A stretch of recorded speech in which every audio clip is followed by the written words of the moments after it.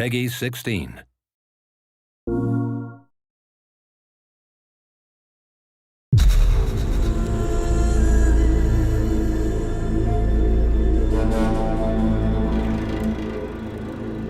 Hi, my name is Mark Norris, Senior Producer for Guerrilla Games on Horizon Zero Dawn. And here we are, finally with Paris Games Week. We premiered Horizon Zero Dawn at E3, and at that time we only showed the behind closed doors to a number of the media members, but we've never shown it publicly. And finally, we are going to do that here today. One thing that you should know almost immediately is, yes, you can explore everything that you can see here, but we're on a quest. Now, we've hidden that quest UI and that quest interface, but one of those two tribes that you saw previously in the trailer, one of them has given you a quest, and it's a quest of critical importance. And that quest is to get a very specific resource. It's a resource from the canisters that you can find on the back of this herd that we call the Grazers. Now, why do you need this resource? Why does this tribe need it? What is happening in this world? Those are still things that we're going to keep a mystery, but you will desperately need to retrieve this because it's a critical part of what's happening. As you're looking at this screen, for the very first time, you're going to notice some of our UI or our HUD elements. Now, the art on this isn't exactly final, but you can start to see how the game is really starting to creep into what we're doing. You can see in the top middle part of the screen that there is a compass. Now, we've hidden our quest markers and our quest objectives, and we'll talk about a quest here in just a moment, but you can see a compass certainly denotes an open world style of adventure. In the upper right hand corner of the screen, what you can see is the very beginning of a level and an experience bar, so you can start to see the RPG elements start to seep in.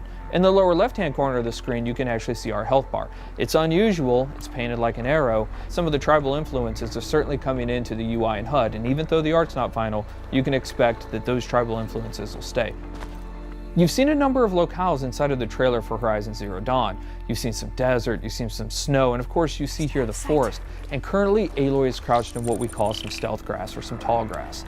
Stealth plays an incredibly important part of Horizon Zero Dawn. In fact, you can see the UI element for this. Right underneath the compass is a little circle. That is in fact a stealth indicator. And so Aloy will need to wait for the right moment in order to introduce that stealth attack. Sorry, little one. So we mentioned that there are a couple of RPG elements, right? One of those things that you just saw, especially if you've got the keen eyes or if we zoom in on it, is the number 825 that just popped up. So that number 825 is incredibly important. Why? Because it denotes that there are, in fact, RPG elements hiding behind the hood. That is a damage value. We call that floating combat text, and you can see that number pop up. But now we've actually also gotten into the loot menu. Now, we've described previously how important the machine parts are to the world of Horizon Zero Dawn, but here we're showing you some of those parts. In fact, that flame coil that you can see on screen is one of the elements that's required to build explosive arrows. Now, machine parts are incredibly important.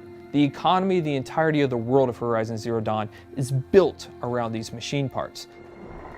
So here you can see Aloy picking up what is essentially a couple of health plants. Now, those will fill up your health if you get low, but the important thing here is actually what they represent.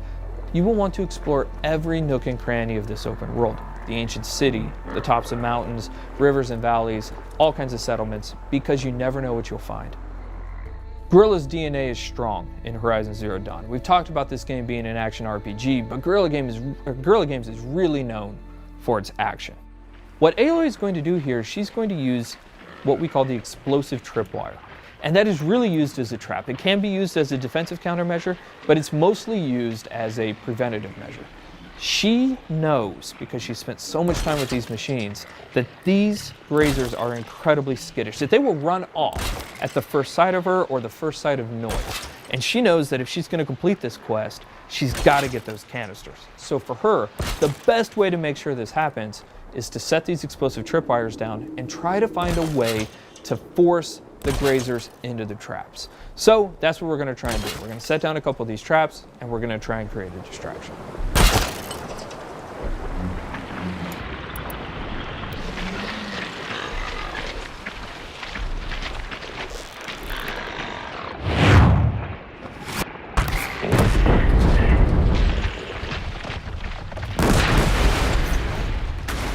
The machines in Horizon Zero Dawn do have herd-like activities.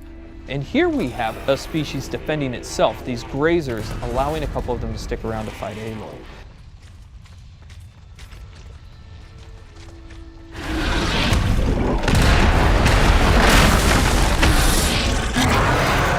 This is the mighty Thunderjaw. One thing that you will immediately notice is the size differential between Aloy and the Thunderjaw. The Thunderjaw is 24 meters long and it's 10 meters wide. It has 93 destructible armor plates, each with its own health value, and it has 271 animations and 67 VFX. It has 12 attacks, it's 550,000 polygons. And so what we're taking a look at here is actually some of the strategic and tactical elements of a fight that Aloy will want to think about when she gets engaged with the Thunderjaw. So we're going to take a look right here at the fact that there is actually some weak points on the Thunderjaw. As you're taking a look at the leg here, that orange muscle that you can kind of see underneath there, that is also a weak point. If you're able to hit that, you're able to do 4 times the amount of damage that you would ordinarily do. Now the question is, how would you actually take off that armor plate? Now we give you a couple of options there, but the best option is to use the machine itself. So we're taking a look at the disc launcher right now, and you saw earlier in the E3 trailer that you can shoot off the machine. You can shoot off the disc launcher, but you didn't know why we did it. The reason why we did it is because it takes a lot of arrows to knock off a Thunderjaw's armor plate. But if you can knock off its disc launcher, you can pick the disc launcher up and use its own weapons against it, and that's one of the best ways to take down the Thunderjaw.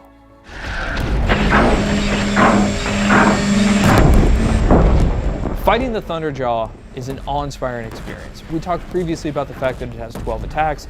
A number of those attacks that you're seeing now you hadn't seen before. It's not that it has a tail swipe and a foot stomp and a little bit of a disc launcher attack. Shooting off those disc launchers is incredibly important for a second tactical reason. It has a 360-degree absolute assault with that disc launcher that makes it incredibly difficult for you to get anywhere close to it. So you're going to want to take off those disc launchers. But if you are, you'll notice now it still has a railgun and a mouth laser. So this thing's serious. Even though it's previously damaged, it still has a huge amount of attacks. So what Aloy is going to try and do here is try to find a way to tie the machine down so that she gets a brief window to figure out her next move.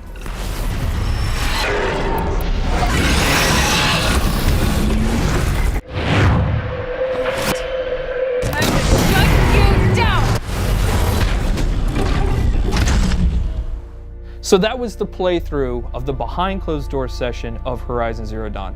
We cannot wait to show you more. We're going to show you something brand new and something huge next year. Thank you.